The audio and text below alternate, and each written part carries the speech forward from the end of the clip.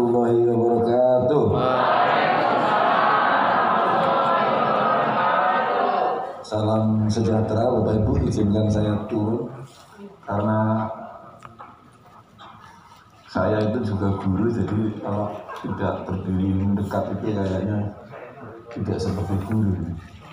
Bapak Ibu, terima kasih kepada Pak Direktur yang saya hormati, juga Pak Saiful Bahri, Pak Uja, para narasumber, ada Prof. Utomo, ada Ibu Yani, ada Pak Yuga. Pak Yuga itu anak muda, dokter baru, bersemangat baru ya. Dan nanti kita kenalan semua. Jadi ini ada Pak Dr. Indra ya, tapi baru istirahat. Harusnya juga ada Profesor Ahsan Ramadan, cuma Pak Ahsan hari ini tidak bisa, sepertinya akan dilukir. Jadi yang kelompoknya nanti dengan Pak Ahsan mungkin tidak datang Prof. Ahsan karena ada kesibukan lain. Jadi Bapak Ibu begitu informasinya. Dan ada siapa Pak Dadang, ada Profesor Budi, tapi Prof. Budi ada kegiatan lain, memang tidak dijadwalkan. Dan Pak Dadang izin karena Pak Dadang ada sedang urusan lain, terutama yaitu mengurus ibunya yang sedang sakit. Kita doakan mudah-mudahan ibundanya diberikan kesehatan. Amin. Lalu saya ditugaskan dari pagi Pak Joko ngomongin pendidikan di era industri 4.0 ya. Yes, sudah saya ambil dulu. Saya kira begitu, saya akan menyampaikan ini. Bapak Ibu, apa kabar semuanya nih? Baik, alhamdulillah. Ini dari 11 kabupaten kota di Jawa Timur ya. Nah, ini tersebar dari, ada yang dari Banyuwangi, ada juga dari Tuban. Ada Tuban ya? Tidak ada Tuban. Mojokerto kali gitu ya. Surabaya, Malang. Tidak ada yang dari mana? Dari Batu, Pak. Oh, dari Batu ya. Malang itu bukan Batu. Ya, iya. Karena Batu itu dikenalnya Malang. Bagi orang bukan orang Jawa Timur mungkin juga bingung. Kalau saya tahu karena Batu itu dari Malang ke atas ya Bu ya. Oke lah Bapak Ibu, saya akan menyampaikan terkait ini tentang pendidikan era industri. Bagi kita, pertama yaitu terkait dengan pembangunan generasi emas. Pertama dengan terkait dengan konteksnya adalah guru. Sebagaimana tadi sudah disampaikan oleh Pak Direktur, dalam konteks ini guru menjadi poin penting, menjadi center. Di masa mendatang perannya terus sangat berarti. Dari sejak awal hingga nanti di akhir hayat, saya pikir dunia ini selalu butuh yang namanya guru. Maka pada era ini sebenarnya guru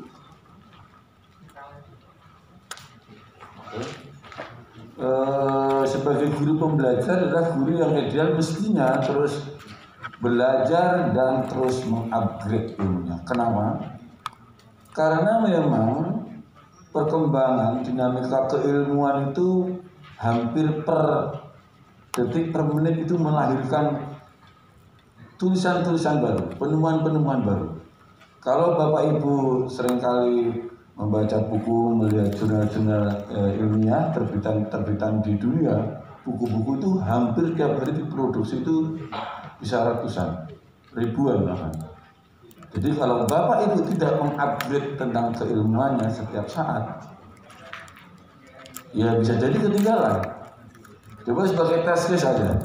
Siapa guru-guru di sini termasuk narasumber yang punya buku di atas 500? Saya alhamdulillah punya di rumah. Ya, oke. Yang bukunya 100. Tuh. Alhamdulillah masih ada 1, 2. Yang bukunya 50. 50 buku, good, 2 orang. Yang bukunya 30. Jadi Bapak ini di rumah punya buku 20 buku. 10 buku. 1, 2, yang punya 5 buku. Luar biasa Bapak Ibu. Pertanyaan selanjutnya, siapa yang membaca buku setiap hari? 1, tentu buku buku ilmiah ya. 1, yang membaca buku seminggu sekali, sebulan sekali. Pak, saya tiap hari baca WA. Jadi bagaimana Bapak Ibu bisa mengupdate keilmuannya? Bapak Ibu harus setiap hari membaca. Itu penting. Mungkin mohon maaf kalau saya seorang guru, saya dosen Pak Utomo misalnya ya, itu wajib Bapak Ibu. Minimal jurnal itu mesti buka. Pak yoga itu harus buka ya, mesti buka itu. Setiap hari itu saya minimal buka jurnal ya 1, 2 baca. Itu penting, Bapak Ibu juga demikian. Karena ciri sebagai guru di abad era emas ini adalah bagaimana guru terus belajar dan terus mengupgrade ilmunya. Tanpa itu mungkin sebagai guru, sebagai dosen juga, kalau mengajar sudah materinya itu sudah melotot Bapak Ibu. Apalagi siapa yang sudah mengajar selama 20 tahun.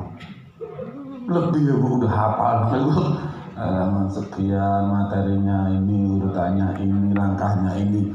Tetapi kalau Bapak Ibu terus begitu polanya tanpa menyesuaikan banyak hal, apalagi dalam konteks ini adalah terkait dengan anak-anak peserta didik yang beragam. Bapak Ibu tidak bisa menggunakan copy paste terhadap apa yang sudah Bapak Ibu miliki. Kalau Bapak Ibu tidak mengupgrade setiap saat dan mengembangkan keilmuannya, mohon maaf, Bapak Ibu bisa ketinggalan 2 di dalam kelas, mungkin tidak akan dicintai oleh muridnya. Iya kan? Habis ini Ibu ngajarin, habis itu begitu. Karena murid bisa jadi terus hafal. Mungkin SD juga bisa bersama, PAUD juga sama. Mungkin anaknya terus ngobrol sendiri, anak yang lain mengerjakan yang lain, gurunya digambar. Kalau yang SMA mungkin lebih gampang ngomong, menyampaikan. Anak-anak usia dini, PAUD maupun SD sebenarnya juga bisa menyampaikan, cuma mungkin dia tidak menggunakan bahasa yang tertata. Anak kebutuhan khusus sama menyampaikan, cuma tidak menggunakan bahasa yang sebagaimana Bapak Ibu bisa pahami. Pada kesempatan ini 4 hari mendatang kita akan sedikit mengembangkan dan mengupgrade pengetahuan Bapak Ibu terkait dengan anak-anak peserta didik yang beragam di kelas Bapak Ibu. Nah ini, maka ketika seorang guru untuk memutuskan berhenti dan tidak mau belajar, tadi Bapak Ibu membaca yang setiap hari siapa yang seminggu sekali. Bisa jadi itu menjadi bagian kecil untuk memutuskan tidak belajar. Berarti Bapak Ibu itu otomatis berhenti menjadi seorang guru. Esensinya ya Ibu tetap ajar sih jadi guru. Cuma secara filosofi berarti Anda tidak merespon bagaimana generasi emas di tahun 2045 sebagai cita-cita bangsa kita semua. Selanjutnya, maka pada konteks ini sekarang kita sedang terus untuk menjadi guru penggerak. Sebagaimana di negara kita, di Hari Guru, tadi Pak Dari menyampaikan dengan tema bangkitkan semangat, wujudkan merdeka belajar. Baik di sekolah tingkat dasar, menengah, di perguruan tinggi, isu merdeka belajar itu menjadi poin penting. Maka dalam konteks ini sebagai guru penggerak adalah program untuk mencetak guru yang akan berperan sebagai pemimpin pembelajaran. Adakah guru-guru di sini yang ikut menjadi guru penggerak? Banyak nih. Kebetulan salah satu narasumber kita, Ibu Agustin, menjadi guru penggerak juga di daerahnya, di daerah Garut ya. Jadi dia guru SLB, tapi dia sangat aktif menjadi bagian program guru penggerak. Nah, mengapa guru harus belajar? Tadi sudah saya sampaikan, salah satunya karena perkembangan ilmu pengetahuan, teknologi, kemudian seni, itu menuntut guru harus terus belajar beradaptasi dengan hal-hal yang baru, beradaptasi kepada hal-hal yang terus terjadi pada saat ini dan saat ini, karena setiap detik bisa jadi akan ketinggalan. Termasuk di dalamnya adalah tentang bagaimana pembelajaran di dalam kelas setting inklusif, karena di sana banyak anak-anak dengan perbedaan, baik dari fisik, cara berpikir, fungsi intelektual, kognitif, emosional, sosial, dan masih banyak hal perbedaan yang melekat pada diri setiap anak, dan itu harus direspon oleh guru.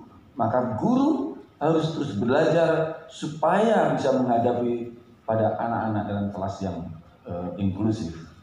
Mungkin sebagian sekolah Bapak Ibu sudah terus merespon anak-anak yang beragam di sekolah Bapak Ibu. Tapi mungkin sebagian dari Bapak Ibu adalah guru yang baru belajar dan berusaha untuk belajar mengenal konsep pendidikan inklusif, karena itu menjadi bagian penting dari pembangunan bangsa Republik Indonesia. Kenapa? Karena tidak boleh satupun orang tertinggal dalam konsep pembangunan kita, termasuk adalah anak-anak yang beragam. Siapa itu? Di dalamnya adalah anak-anak berkebutuhan khusus. Jadi di 4 hari mendatang kita akan terus membangun pemahaman, pengetahuan, dan keterampilan membuat perangkat pembelajaran supaya Bapak Ibu di dalam kelas bisa merespon kepada semua anak, tak terkecuali adalah anak-anak berkebutuhan khusus. Bapak Ibu, pada konteks ini, kenapa isu keberagaman itu menjadi penting? Karena guru menghadapi anak-anak dengan karakter peserta didik yang berbeda dari satu generasi ke generasi yang lainnya. Mungkin yang seusia saya atau lebih dari saya, yang SD-nya mungkin tahun 80-an ya Bu, Ibu mungkin ada yang lebih dari itu zaman dulu tidak pernah mengenal handphone seperti ini. Dulu tidak ada handphone, hanya telepon pertama, telepon rumah, lalu ada telepon koin gitu. Mungkin anak-anak yang generasi muda, Pak Yoga mungkin nggak mengerti telepon koin ya. Pernah yang anaknya? Nah, karena terlalu muda itu. Jadi telepon koin dulu itu 25 rupiah ya Bu, 25 rupiah kayak itu 100 gitu ya. Jadi kalau telepon itu warnanya biru di tempat-tempat tertentu. Lalu kemudian dulu sebelum ada bersama dengan telepon ada pager ya Bu. Jadi kecil, kotak ini kecil, ditaruh di sini ditinggal, kalau bunyi diterima ada SMS ini ya. Ada SMS baru kita menelpon, bisa berkontak suara. Nah, generasi selanjutnya di masa mendatang mungkin lebih sekedar seperti itu. Terutama di tahun 2045, konon juga di teknologi itu di 2030 itu nanti kelima-kelima. Jadi anak-anak generasi milenium lahir tahun 2000 nanti akan merasakan kelima-kelimanya. Mudah-mudahan kita di tahun itu masih ada ya Bu. Karena kita akan merasakan zaman dulu ada filosofi misalnya mungkin nggak ya di tombol-tombol bisa kemudian itu bisa muncul. Sekarang udah terjadi. Saya nggak tahu ke depan itu bayangan saya itu handphone juga nggak perlu, karena dugaan saya suatu saat kayak chipnya itu ditanam di dalam tubuh kita kayak aja buka, halo, automo, gimana? Kayak langsung bisa ngomong. Sekarang sudah terjadi, cuma ditaruh di kuping, handphonenya nggak tahu di kantong di mana. Jadi di masa mendatang kita akan menghadapi dinamika perkembangan yang luar biasa, dan anak-anak peserta didiknya tentu akan sangat berbeda dibanding peserta didik zaman dahulu. Karakteristik yang berbeda. Dulu saya kecil itu kalau guru saya masuk namanya Bu Mastuti, itu favorit ya dengan Pak Tukino. Saya orang Jawa Tengah. Itu kalau beliau masuk itu kita tangan dekat diem, nggak ada yang berbicara. Dan kalau beliau datang salam satu-satu. Nggak tahu ya sekarang masih ada budaya itu nggak ya? Atau budaya gini ya, kalau ada Pak Joko, ada Pak Utomo datang salam. Kemudian ada Pak Joko datang, ya ada Pak Joko. Itu artinya apa Bu? Silakan dipikirkan. Bapak Ibu pengen jadi guru yang kalau datang dipeluk, disalamin atau ada Pak Joko. Bayang ya kalau jadi guru, kita datang anak terus berbisik, ada Pak Joko terus pada disium, pada kabur. Itu tandanya apa ya? Jadi di dalam guru pembelajar, maka ini dituliskan ada 3 bagian. Ada guru berkarakter, ada guru literat, dan guru kompeten. Nah, guru berkarakter sebagaimana 5 karakteristiknya, yaitu pertama religiositas, nasionalisme, mandiri, integritas, dan gotong royong. Ini sangat erat dengan konsep pendidikan inklusif. Salah satunya kalau di sana disebutnya dengan sharing, networking, itu menjadi poin penting bagaimana sesama guru, sesama institusi lain yang saling memberikan dukungan untuk menciptakan kebaikan-kebaikan supaya semua anak menjadi lebih baik. Itu kunci. Kemudian ada guru yang literat. Tentu ini Bapak Ibu kalau membaca banyak hal dimensinya. Ada literasi numerasi, literasi finansial, literasi budaya, literasi baca tulis, literasi digital, dan juga literasi. Saya punya hambatan penglihatan Bu, sains. Jadi kalau tidak melihat sendiri itu ternyata saya punya berkebutuhan khusus. Mungkin Bapak Ibu juga sebagian sini berkebutuhan khusus. Nah, pada bagian guru kompeten ini ada 3C. Nanti juga lebih dari itu sebenarnya. Tidak cukup hanya dengan berpikir kritis, berpikir kreatif, komunikatif, dan kolaboratif. Jadi ini menjadi persyaratan penting sebagai seorang guru pembelajar. Karena tanpa ini, salah satu Bapak Ibu tidak melengkapi secara maksimal, tentu literat yang Bapak Ibu miliki tidak akan banyak berguna atau tidak bisa berdampak. Misalnya ada guru yang memiliki literasi luar biasa, tapi dia karakteristiknya sing penting aku wis beres, guru sing liyane kwarmu.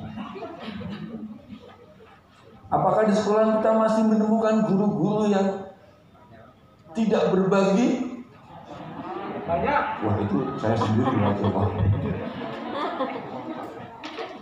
Jadi pada bagian ini salah satu timpang itu tidak akan maksimal sebagai perannya sebagai guru pembelajar. Termasuk di dalam guru berkarakter luar biasa karakternya. Gurunya sangat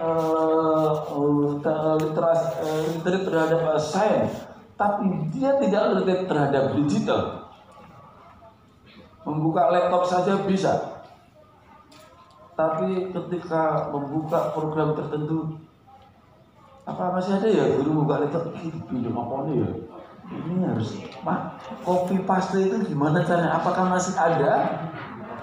Ya, mungkin juga masih ada, karena tidak semua di daerah kita semuanya memiliki akses yang baik terhadap teknologi. Mungkin kalau Bapak Ibu di daerah tertentu, beberapa teman-teman di daerah Papua bagian tertentu, di Nabire, di NTT, di Keva bagian tertentu itu sudah ada laptop Bapak Ibu, tapi tidak ada sinyal. Jadi gimana menggunakan laptop? Atau sudah ada laptop, ada sinyal, tapi setiap 2 jam meninggal dunia. Itunya maksudnya listriknya Bapak Ibu. Jadi itu sangat bervariatif.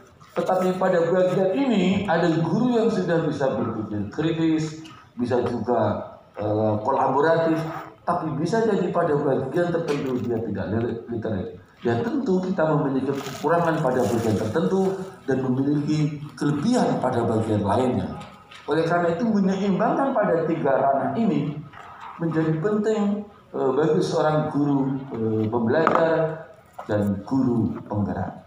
Karena kita juga tidak cukup menjadi guru pembelajar saja, tapi kita juga harus bisa menggerakkan bagaimana komunitas kita itu menjadi lebih baik.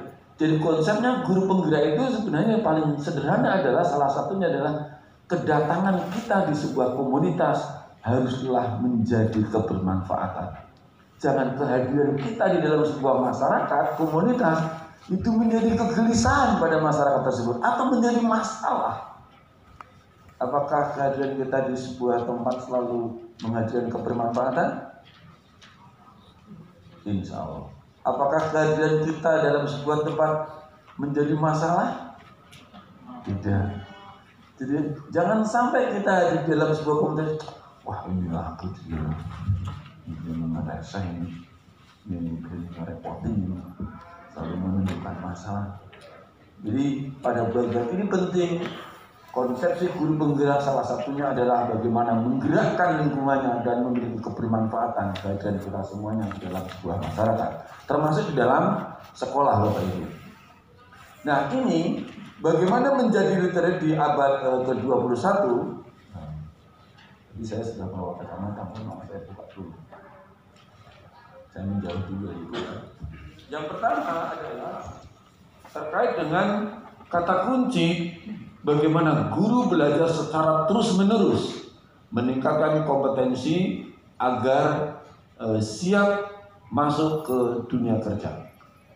Kemudian ada literasi baca tulis. Ini tentu sangat menjadi urgent, termasuk mengajarkan kepada anak-anak kami. Saya menyebutnya anak kami, belum anak kita, Bapak Pak Utama, Bapak Ayu juga dan kenapa?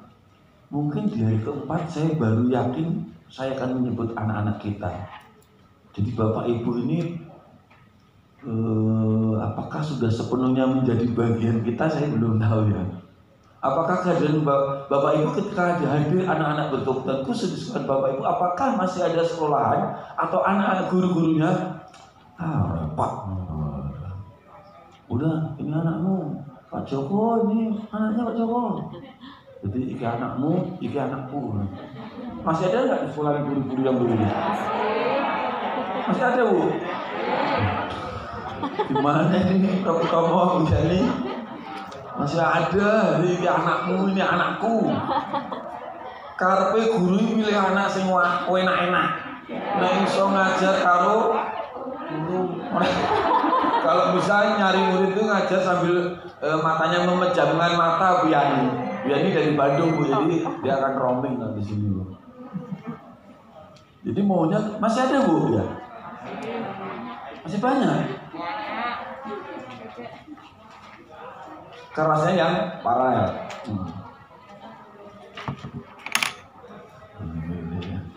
Ibu-ibu, bapak-bapak juga termasuk ambilan ya? Enggak Pak Joko, enggak salah Pak.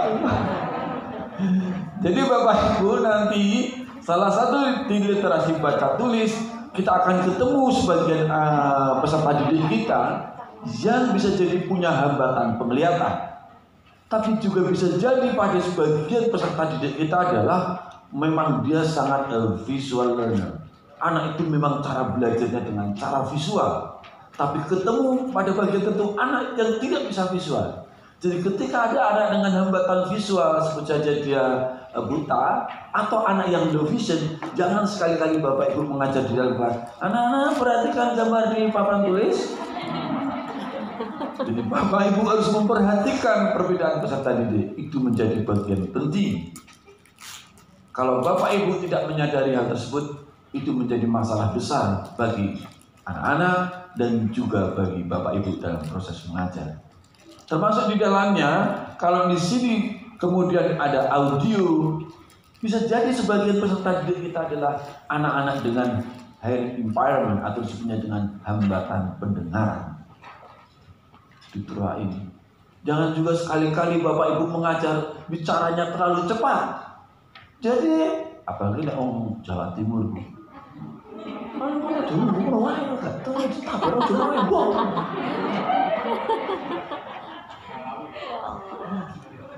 Jadi itu menjadi masalah bagi peserta didik atau sebagian teman kita yang punya hambatan pendengaran. Karena Bapak Ibu diharapkan bisa berbicara secara lebih pelan atau artikulatif yang disebutnya kalau bahasanya orang Banyuwangi disebut dengan lips reading. Orang Banyuwangi gitu ya. Jadi baca bibir Bapak Ibu. Pak Joko berarti ngomongnya hari ini anak-anak kita ya nggak gitu juga kali Bu. Tinggalan namanya.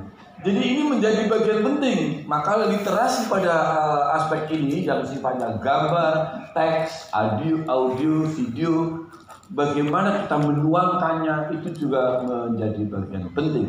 Literasi numerasi.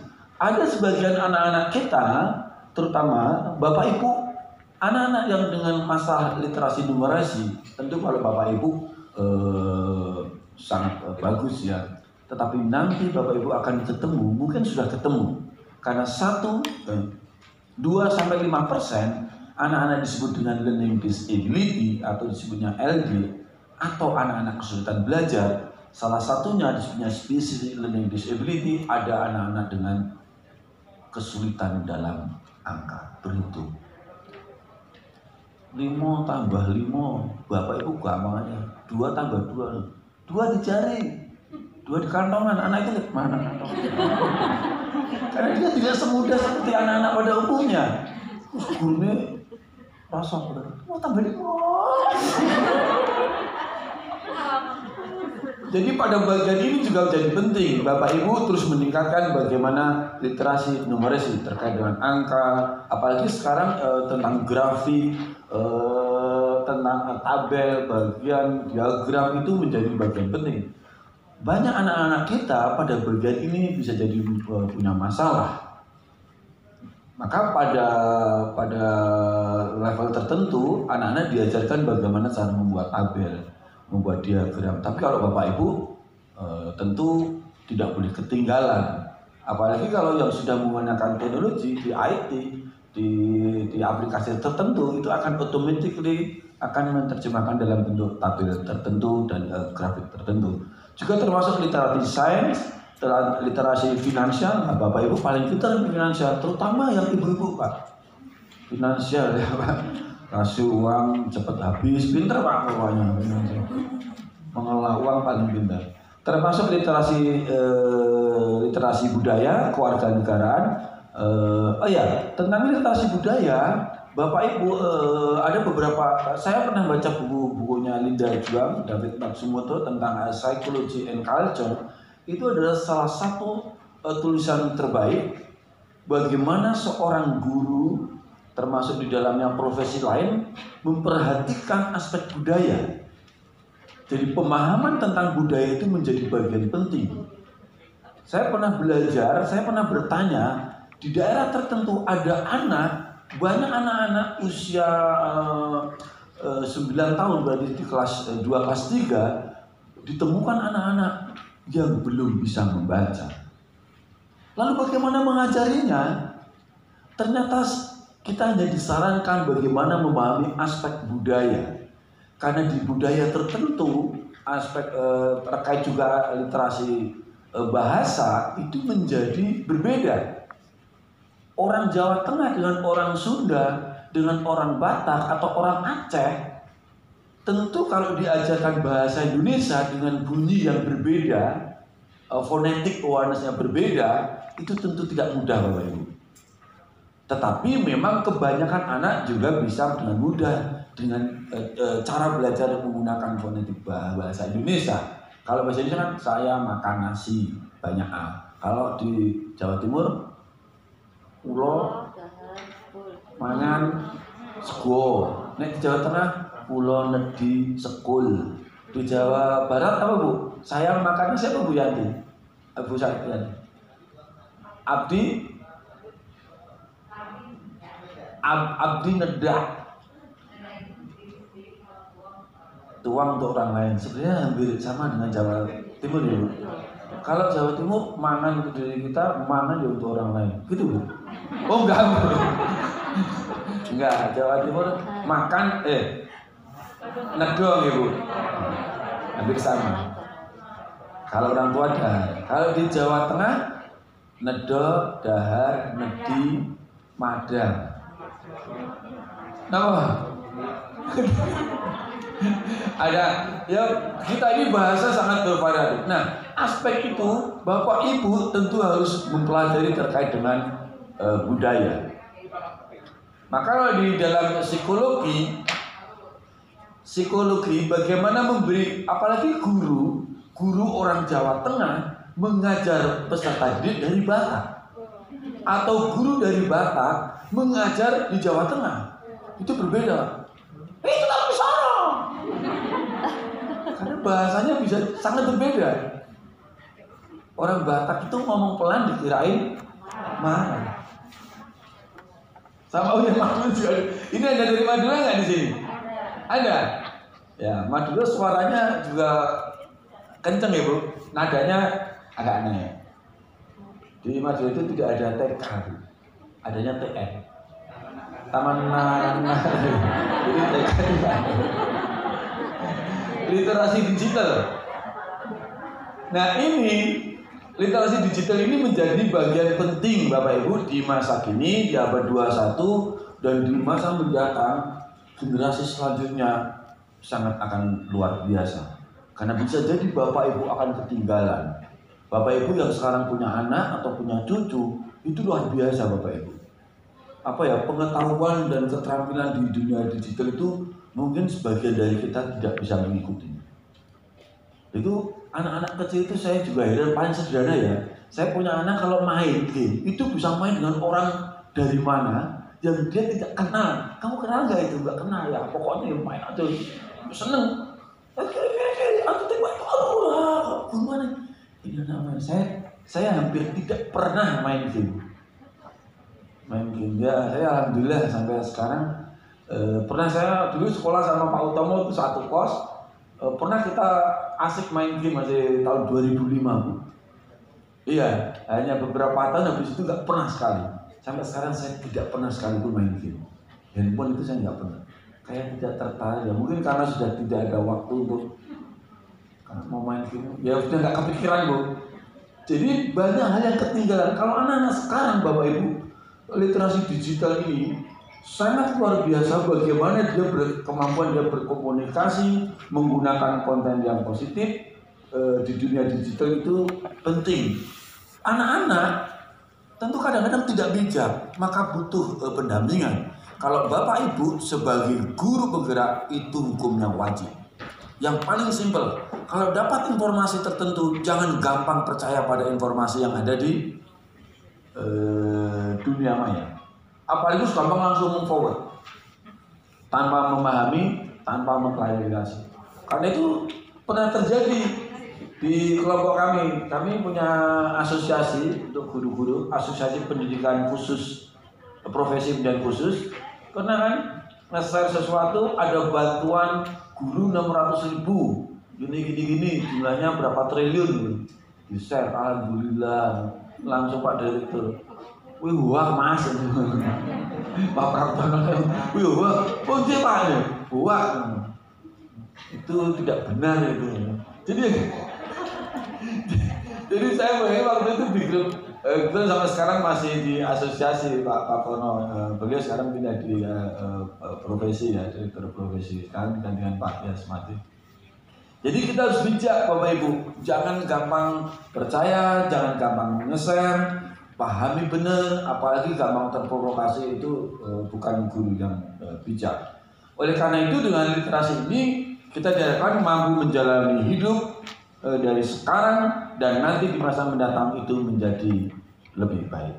Saya meyakini Kalau kita menggunakan literasi, semua konsep literasi ini, literat di abad 21, saya yakin banyak hal yang bisa dicapai menjadi lebih baik di masa yang akan datang. Nah, ini Bapak Ibu, saya percepat. Ini frameworknya, yaitu di center screen-nya ditambahkan dengan creativity thinking and innovation, critical thinking and problem solving. Jadi kita tidak bisa hanya memiliki kemampuan mengkritik, kritis terhadap sesuatu, tetapi kita juga harus bisa memberikan solusi. Karena itu menjadi bagian penting sebagai guru penggerak. Jadi kita tidak bisa hanya menyalahkan. Di konsep pendidikan inklusif, ini menjadi bagian penting Bapak Ibu. Jadi ketika di sekolah Bapak Ibu, apakah masih ada, kalau ada guru yang presentasi, presentasinya apa? Kayak gitu, gayanya tenang-tenang. Apalagi Bapak Ibu pelatihan, pulang bawa laptop. Guru yang lain, apa tuh gayanya tenang-tenang laptop.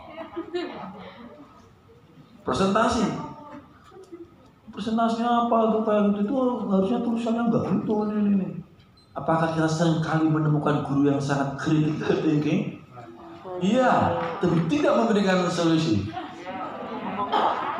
Mestinya di dalam konsep pendidikan inklusif pada bagian ini Bapak Ibu, kalau ada teman yang presentasi, Pak Joko presentasinya bagus loh, bagus lagi kalau ditambahin ini. Saya punya bukunya Pak Joko, saya fotokopiin dah, saya kasih. Jadi kita harus memberikan dukungan supaya diri kita dan lingkungan kita itu menjadi lebih baik dan menjadi lebih baik. Jangan pelit terhadap ilmu. Nanti pulang dari sini Bapak Ibu juga harus berbagi. Jangan, Bu, minta ini dong PPT-nya. Nggak ada kok. Pelitnya. Padahal ada itu. Tidak ada sejarahnya Bapak Ibu kalau Bapak Ibu berbagi ilmu, terus Ibu itu kalah, itu nggak ada. Jadi jangan takut. Nah, kalau sama saya dengan narasumber, Pak kasih, minta PPT kasih. Dalam hatinya, emang baca PPT juga bisa, kasih. Kan harus ada teksnya ya, karena PPT yang dibuat kita itu belum tentu bisa dipahami oleh orang lain. Jadi pada bagian ini Bapak Ibu, termasuk life and career skill ini menjadi bagian penting. Ini kompetensi ini berpikir secara kreatif, bekerja kreatif, mengimplementasikan secara inovasi, menggunakan hal yang efektif, menggunakan sistem berpikir sistemik, membuat penilaian dan keputusan, memecahkan masalah, dan seterusnya hingga menginternalisasikan nilai-nilai spiritual dalam kehidupan sehari-hari. Ini menjadi kompetensi yang sangat dibutuhkan bagi seorang guru di masa mendatang karena perannya sangat strategis bagaimana membangun generasi muda di masa mendatang. Bapak Ibu, saya akan langsung masuk ke sini di 4 era industri 04 4.0. Kemudian ini yang pertama. Dulu sebenarnya jauh seperti ini adalah di Eropa ada perubahan yang sangat signifikan.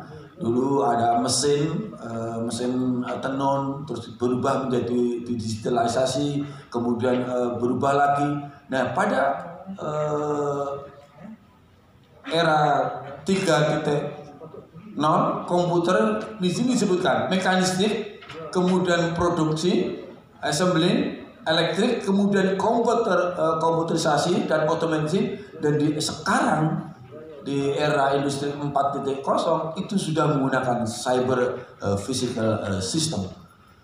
Maka menggunakan internet itu menjadi bagian penting di zaman sekarang.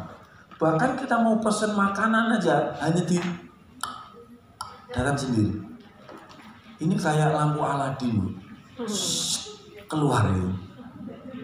Mungkin apa terinspirasi itu ya, sekarang cuma diusap gitu aja datang, diusap datang. Tapi kalau diusap nggak mungkin datang kalau nggak ada duitnya, Bu. Set itu kan ada bayar, Bu, ada angkanya, Pak. Set makanan datang, set langsung suara, set langsung gambarnya itu nongol, Bu.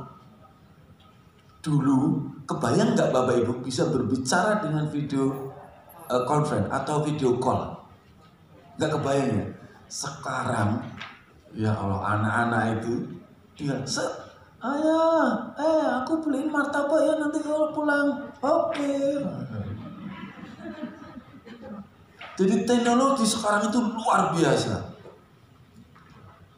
Apalagi di dalam masa pandemi ini Bapak Ibu, kita menjadi sangat tidak asing. Maka pada pengetahuan-pengetahuan penggunaan ini media-media ini bagi Bapak Ibu tentu tidak asing. Apakah di sekolah Bapak Ibu guru apakah masih ada yang hanya menggunakan WA sebagai media belajar? Tidak. Oh banyak Bu, ya ada ya. Bisa jadi bukan karena gurunya tidak tahu Bu, tapi memang komunitas sekolahnya tidak support terhadap aplikasi lain. Karena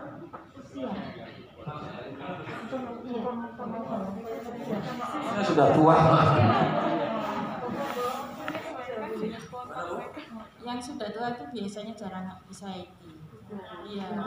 Jadi yang seperti kita ini yang agak masih muda-muda ya. Seperti kita itu tangan dulu. Seperti kita ini. Berarti saya enggak ya Bu. Kita ini. Ya, emang pada awalnya pas di bulan Februari ingat saya, program ini saya ingat. Di bulan Februari diundanglah guru-guru sekolah-sekolah inklusi di Jakarta. Februari tanggal berapa saya? Februari antara Maret. Lalu saya Prof Budi dengan saya mereview, akhirnya datang cuma berapa puluh orang. Lalu cepat-cepat, Mbak presentasi dari NTT, semalam besok pulang. Kayaknya mau di lockdown di Jakarta. Udah pada pulang. Itu awal dari situ. Itu teknologi juga menurut saya belum terlalu banyak guru menggunakan. Hanya lebih banyak menggunakan WA sebenarnya. Di sini nggak ada ya WA. Nah, baru berkembang lalu menggunakan WebEx. Siapa yang pernah menggunakan WebEx?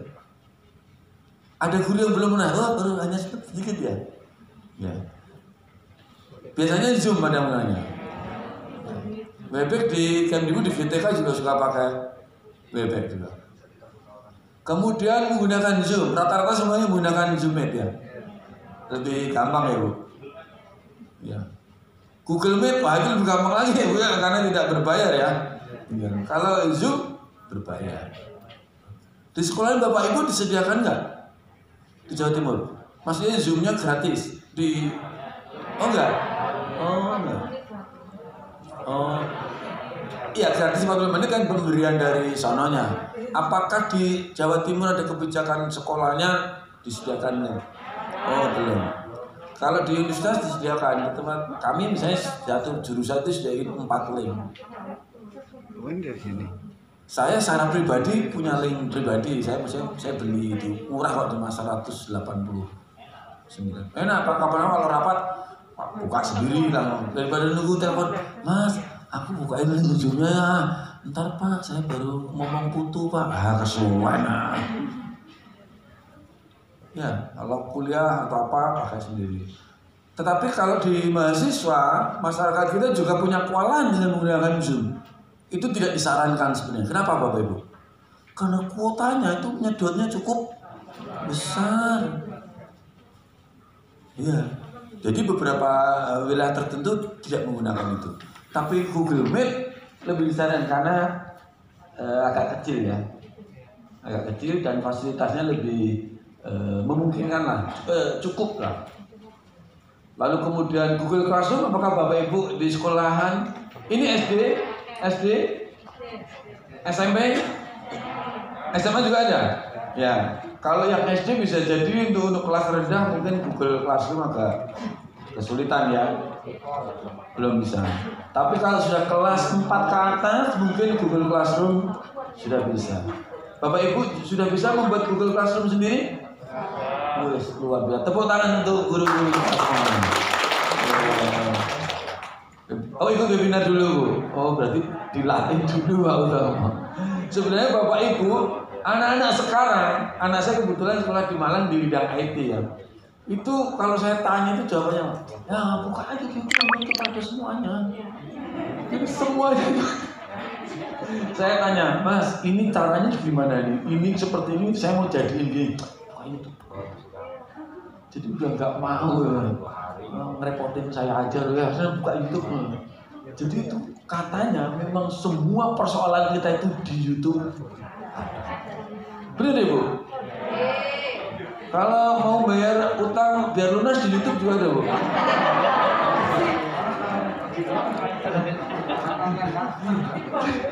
Ya, Bapak Ibu luar biasa. Berarti kalau Bapak Ibu sudah bisa menggunakan aplikasi di era industri 4.0 ini menjadi bagian yang banyak digunakan oleh masyarakat kita di masa pandemi ini.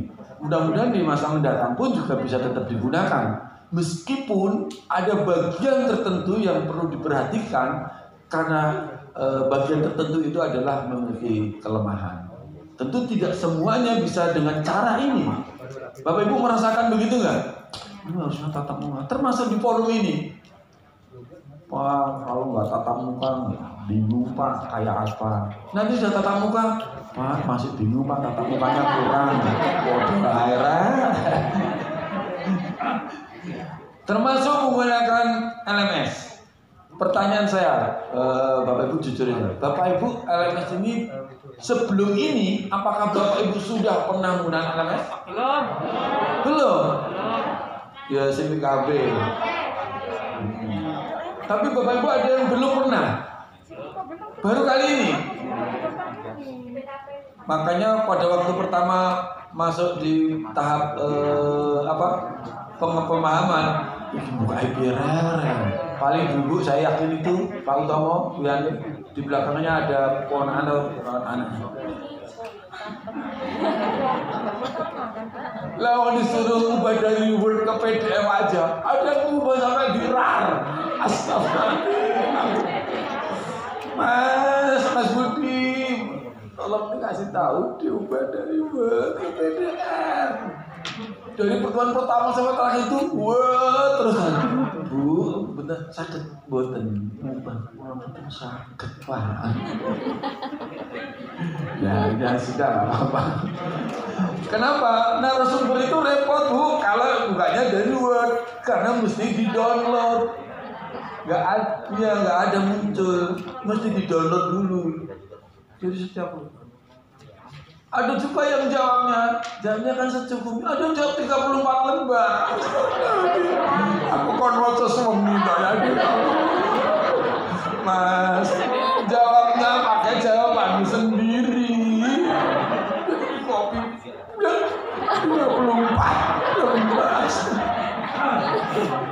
Ini kerjaan aku mau apa? Ya ini Bapak Ibu narasumber kenangannya luar biasa. Memang guru di Indonesia itu luar biasa. Boleh tepuk tangan dulu. Tapi memang proses ini harus dilakukan Bapak Ibu. Tapi memang proses ini harus dilakukan. Untuk menjadi lebih baik itu pasti banyak hal-hal yang kita perlu kita pasti melakukan kesalahan kecil, dari kesalahan kecil dan kesalahan yang besar. Karena dengan cara itu kita terus bisa belajar. Karena teknologi itu sebenarnya adalah kalau kita sering menggunakan, insya Allah kita juga akan lebih akrab.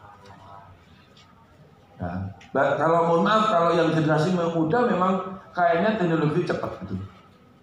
Diajarin itu ya, LMS yang modelnya gitu, mau pakai Moodle, mau Landas, ada juga contoh yang lain itu banyak. Kalau di kampus menggunakan Spada ya Pak Utama ya, Spada ya, di kampus. Di Pak Utama pakai Spada? Noodle? Oh beda lagi. Nah, itu saya pakai Spada. Jadi modelnya hampir sama, teknologinya ya begitu-begitu saja Bu. Cuma Bapak Ibu mungkin literasi kebahasaannya mungkin luar biasa ya Bu. Next, di situ misalnya next ada bacaan preview apa boleh ya kalau punya anak. suaminya, mbah, priyo apa mbah? Priyo gedang goreng. Jadi kadang-kadang kesulitan di dalam memahami bahasa itu menjadi masalah juga. Ini betul Bapak Ibu. Padahal sebenarnya kadang-kadang nggak perlu membaca, Bu. Nah, anak-anak kecil itu kalau handphone baru cepat. Anak-anak kami, anak-anak kayak anak-anak autism, anak-anak ADHD, anak-anak kesulitan belajar spesifik itu nggak perlu belajar. Ibunya dibeli handphone baru, ingin buka piye malah. Waduh, salah kehapus malah. Jadi ini Bapak Ibu di masa mendatang di digital ini menjadi poin penting, LMS terus menjadi penting, termasuk di dalamnya ada aplikasi-aplikasi sumber. Bapak Ibu kesulitan nggak kalau misalnya dibukakan linknya ini, lalu link ini diambil dan di-download di bagian ini? Iya Bu ya, kadang-kadang kesulitan ya Bu ya. Sama Bu saya juga. Ya, memang kadang-kadang tidak mudah Bapak Ibu. Ya butuh waktu untuk belajar dan terus belajar. Dan sebagai guru tidak boleh berhenti untuk belajar. Karena ketika Bapak Ibu sudah berhenti belajar, berarti otomatis Bapak Ibu sudah tidak menjadi guru sebagai esensinya. Meskipun Bapak Ibu tetap bisa mengajarnya. Saya kira Bapak Ibu, kalau ini simbol-simbolnya, Bapak Ibu bisa menggunakan banyak hal. Rumah belajar untuk semua, Lendas, kemudian Zoom, Webex, dan tentu masih banyak lagi. Saya kira lanjutannya mana? Operatornya, saya operatornya sendiri dulu ya. Saya pikir itu saja Bapak Ibu yang bisa saya sampaikan. Boleh tepuk tangan untuk kita semua. Jadi kata kuncinya adalah sebagai guru penggerak Bapak Ibu tidak boleh berhenti untuk belajar, dan literasi digital salah satunya adalah itu menjadi poin penting karena generasi selanjutnya, generasi dari tahun 2030-2045 adalah generasi emas yang kita bisa wujudkan kalau mulai hari ini kita melakukan yang terbaik. Termasuk di dalamnya adalah anak-anak berkebutuhan khusus. 4 hari mendatang kita akan belajar itu. Nah, sebelum saya tutup, saya akan memperkenalkan, ini ada narasumbernya, ada Bapak Profesor Utomo dari Kalimantan Barat, dari Kalimantan Selatan, Universitas Lambung Mangkurat, Ketua Prodi Pendidikan luar biasa. Boleh tepuk tangan sekali lagi. Bapak Ibu kalau putranya mau kuliah di Kalimantan Selatan, Banjarmasin, hubungi Pak Utomo, pasti belum tentu diterima. Kan tesnya menggunakan online Bu. Selanjutnya yaitu Dr. Yoga. Boleh tepuk tangan, anak muda Bu. Pak Yoga ini belum punya istri. Oh sudah punya. Pak Yoga istrinya orang Bandung. Beliau sekarang menjadi dosen di Universitas Islam Nusantara di Bandung. Jadi ini adalah nanti generasi di masa mendatang. Pak Utomo, saya itu akan orang sama meninggal Pak, meninggal. Iya pasti kan. Nanti beliau yang akan melanjutkan. Selanjutnya adalah Ibu Yani dari Bandung, Jawa Barat. Ibu Yani mengajar di SLB Negeri Cilenyi. Coba Ibu bilang Cilenyi. Beda saja. Cilenyi. Mulutnya beda Bu cetakannya. Waktu dulu pembagian ini Bu datangnya terlambat, makanya bilangnya Cilenyi beda. Beliau guru SLB, lama spesifiknya untuk anak-anak tunanetra saya, anak-anak CP, cerebral palsy, anak-anak yang CP itu dia ada spesifik ini adalah motoriknya sangat kaku, tapi intelektualitasnya pada kondisi banyak hal dia rata-rata. Hanya butuh waktu agak lama. Jadi kalau di kelas itu ada anak ditanya sebutkan Pancasila sila pertama, anak yang lain ketuanya yang Maha Esa. Anak itu jadi ketuaan dan apa? Bisa jadi begitu. tapi jawabannya sama, dia juga mengerti. Cuma masyarakat pada umumnya, bahkan guru pada umumnya, dia nggak ngerti. Bahkan ada yang punya persepsi yang sangat itu tidak benar karena kita tidak mengetahui. Dan yang terakhir tadi ada Bapak Dr. Indra, dia sedang istirahat dulu karena dia penerbangannya dari Jakarta ke Bali, Bali ke Kalimantan, terus ke sini. Oh enggak ya, jadi dia capek istirahat dulu. Dan terakhir adalah Pak Indra itu dari Jakarta, dari Universitas Negeri Jakarta. Dia orang Padang, orang salah asli. Nanti di kelas kita kenal sendiri. Dan terakhir saya Pak Joko Yuwono, saya dosen UNS, Universitas 11 Maret Surakarta, jurusan TLB. Itu saja yang bisa. Boleh tepuk tangan dulu. Bapak Ibu, sekarang jam berapa Bu? Oke, makanya ini mau saya. Hari ini saya akan juga sampaikan secara teknis. Saya akan panggil dari nanti panitia secara teknis. Oh ya, yang kelas Pak Yoga di kelas 3, sampai lupa Pak. Saya juga lupa Pak. 3.2 mana yang kelas 3.2? Angkat tangan. Good, datang semua Pak Yoga. Dan Pak Utomo di kelas 3.5, mana 3.5? Wih, jumlahnya sama, 20. Tuh. Ibu Yani 3.3. Jumlahnya sama juga. Tuh, 20. Pak Indra di 3. Berapa Pak Indra ya? Yang menggantikan Profesor Hasan Ramadan. 3.1. Hap.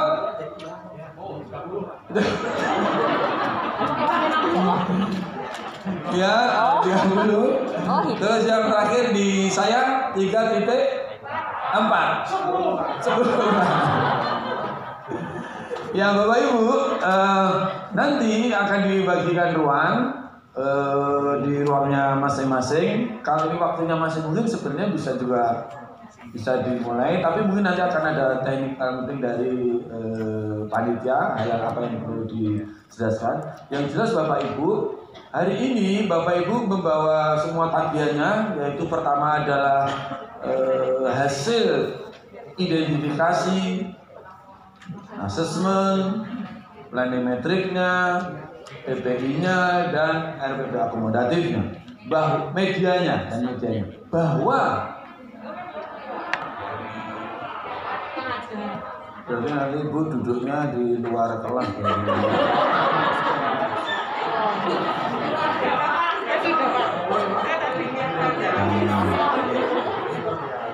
Oh, Ibu di kelasnya siapa Bu?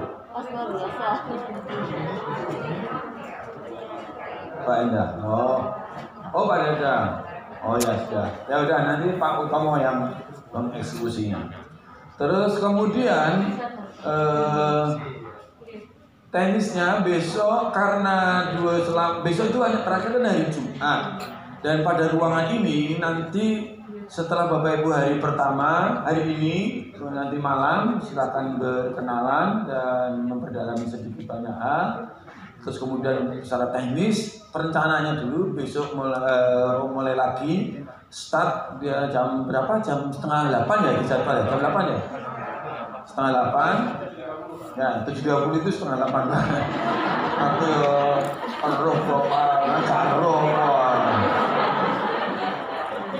Aku tuh doang jawab bahar ya Pak.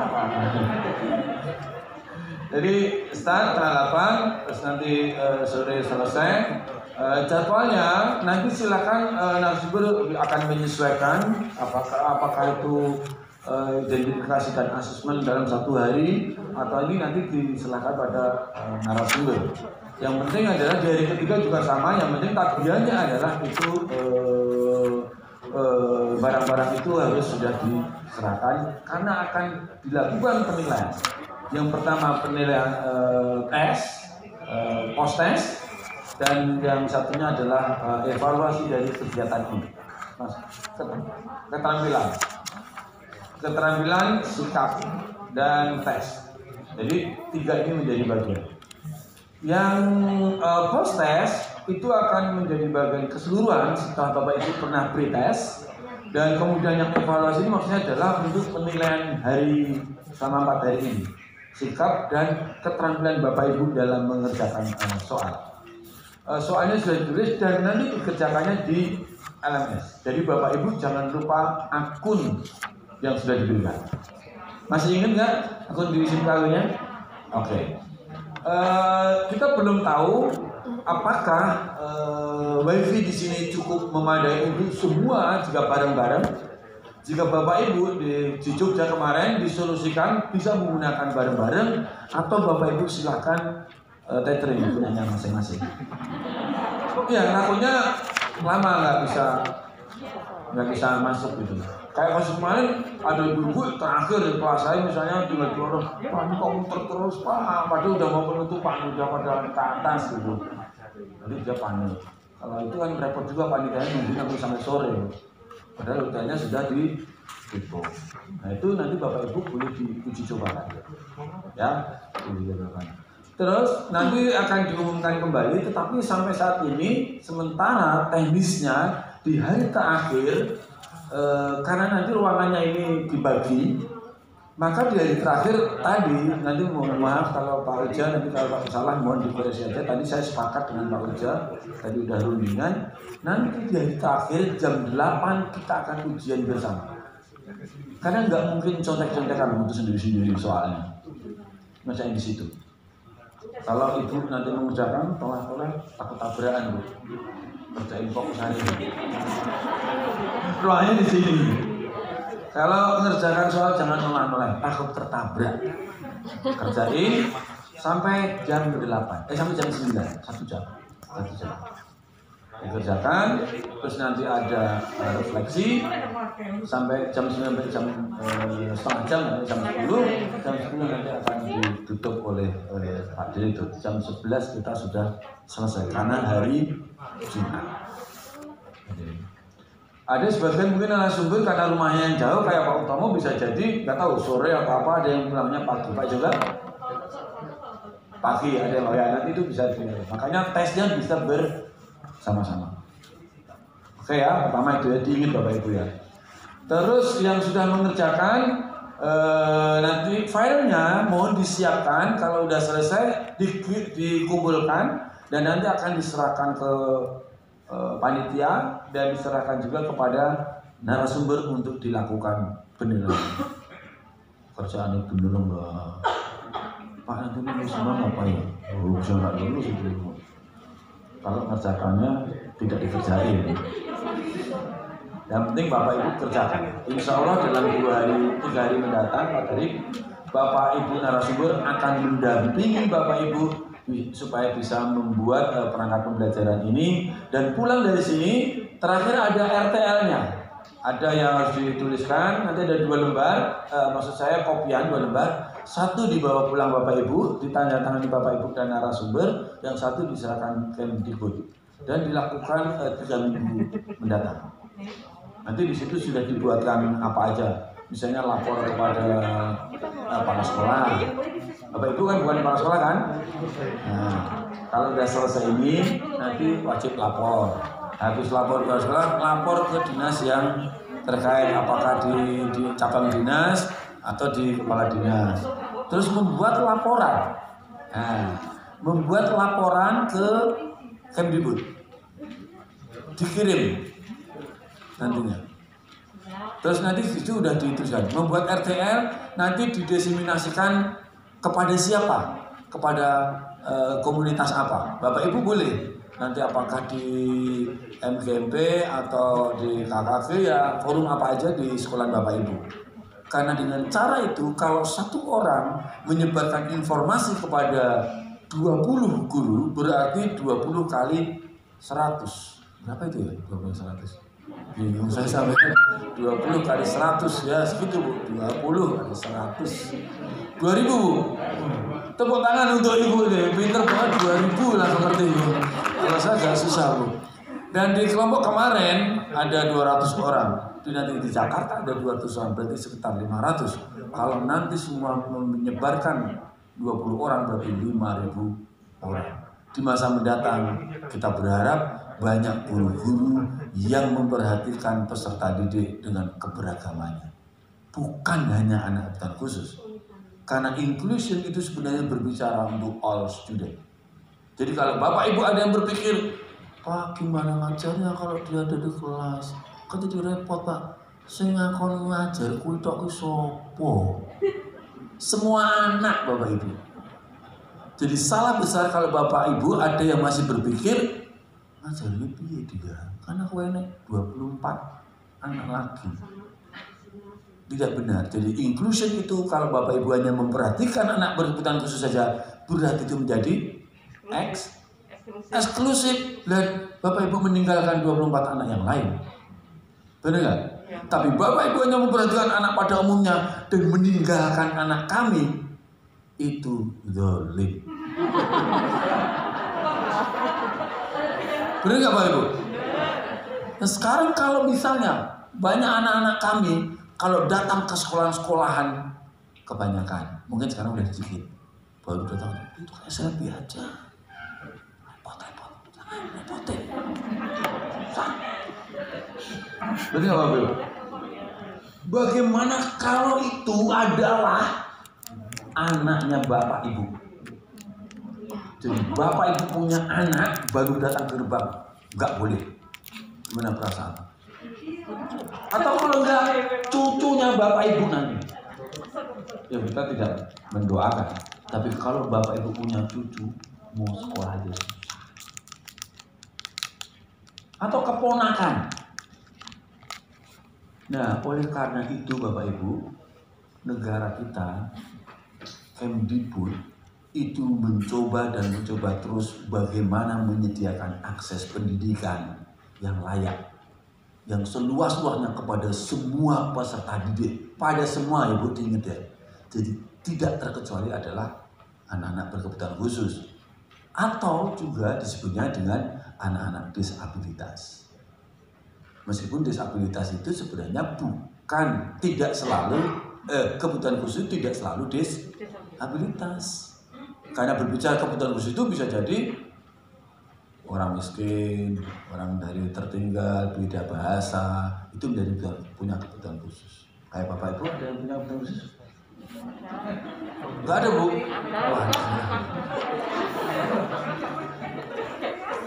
Kadang-kadang gitu. Saya kira itu Bapak Ibu, selamat datang, selamat belajar bersama-sama. Bapak Ibu jangan khawatir, kalau tidak tahu di kelas silakan bertanya seluas-luasnya mumpung ketemu para ahlinya. Nanti Bapak Ibu bisa sharing, kemudian bisa selanjutnya bermanfaat kembali. Oh ya, ada yang disampaikan dulu Bapak Ibu? Kayaknya Bapak Ibu ini pada capek semua. Ini perjalanannya jauh-jauh loh ya. Banyuwangi. Ya Bu, ada Banyuwangi? Mana Bu Banyuwangi? Ibu Banyuwangi sendiri? Berani Bu? Wih, buat Ibu ini ya. Saya kira begitu Bapak Ibu, saya panggilkan Pak Uja selaku panitia. Monggo Pak Uja atau siapa Mas? Pak Uja siapa Mas? Ada yang mau disampaikan panitia? Dan terakhir sambil nunggu adalah protokol kesehatan. Bapak Ibu tadi sudah dipesan oleh Pak Saiful selaku penanggung jawab kegiatan. Bapak Ibu maksimalkan jaga protokol kesehatan. Cuci tangan yang bersih, jaga jarak. Terus kalau ngobrol jangan deket-deket nanti. Ya deket-deket. Ada Pak Ujang ada? Sudah? Oh sudah kesini. Ya tunggu dulu sambil nunggu itu. Bapak Ibu ada yang lagi mau disampaikan? Oh ya Ibu dulu. Bu jangan tanya materi-materi dulu aku gak bisa. Mau tanya ada kesempatan untuk salat asar nggak? Ini salat asar karena ini ya. Ya. Pak Uca mana? Sebentar kita putusin. Jam 5 ada. Saya 5 ya, sebentar ya. Kita nunggu Pak Ujan sebenarnya. Ada, insya Allah Bu ya. Belum terlambat itu ya. Insya Allah. Ada lagi? Ya. Sudah. Silakan nanti kita masuk 7:30. Ruangannya sudah dipisah. Jadi ada 4 kelas sementara. Jadi yang saya tahu di sebelah kanan itu yang rapid tadi itu kelas 35. Oke, yang digabungkan kelas 31, nanti ada 5 orang gabung ke kelas ini. Nanti kelas ini dibagi menjadi 3, 1, 2, dan 3. Nanti ada tulisannya mungkin ini 31 kali ya. 32 di sini. Gitu. Terus mengenai makannya nanti kita karena kondisinya COVID, jadi makannya dibawa ke kamar masing-masing untuk yang peserta.